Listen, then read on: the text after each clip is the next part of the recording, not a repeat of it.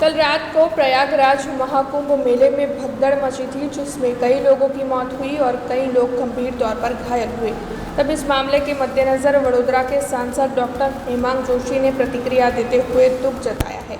दरअसल मौनी अमावस्या के मद्देनज़र देश भर में से बड़ी तादाद में श्रद्धालु महाकुंभ के मेले में उमड़ पड़े थे। तब देर रात के वक्त वहां पर भगदड़ मची और काफ़ी ज़्यादा कोहराम मच गया था। अफरा तफरी और भगदड़ की वजह से कई लोग गंभीर तौर पर घायल हुए तो कई लोगों की मौत हो गई थी। तब इस मामले में वडोदरा के सांसद डॉक्टर हेमांग जोशी ने दुख जताते हुए क्या कहा है, आइए सुनते हैं। आज मौनी अमावस्या के जेनु स्नान એ ખૂબ જ મહત્ત્વપૂર્ણ અને અતિ પવિત્ર સ્નાન માનવામાં આવે છે, ત્યારે આ મૌની અમાવસ્યાના સ્નાન માટે પ્રયાગરાજમાં અંદાજે 4.5 કરોડ જેટલા લોકો છેલ્લા 2 દિવસથી તેઓ ત્યાં પધારેલા છે। અને આજે વહેલી સવારે જ આપણને એક આ દુઃખદ ઘટનાના સમાચાર મળ્યા કે સંગમ નોજ ખાતે જે ભગદડ થઈ અને એ ભગદડની અંદર 14 જેટલા લોકોને આપણે ગુમાવ્યા છે।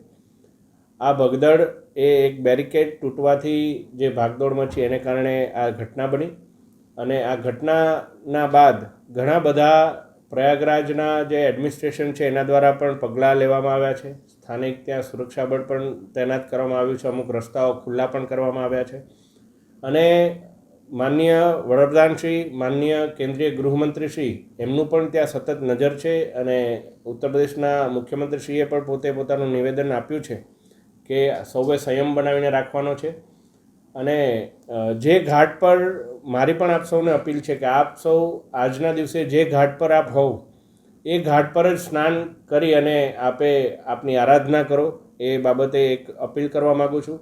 સદનસીબે અત્યાર સુધી જે 14 લોકોના સમાચાર આપણી પાસે મળ્યા છે અથવા જે ઘાયલ વ્યક્તિઓના સમાચાર આપણી પાસે મળ્યા છે એમાં વડોદરાનું કોઈ પણ નાગરિકના સમાચાર આપણને પ્રાપ્ત થયા નથી।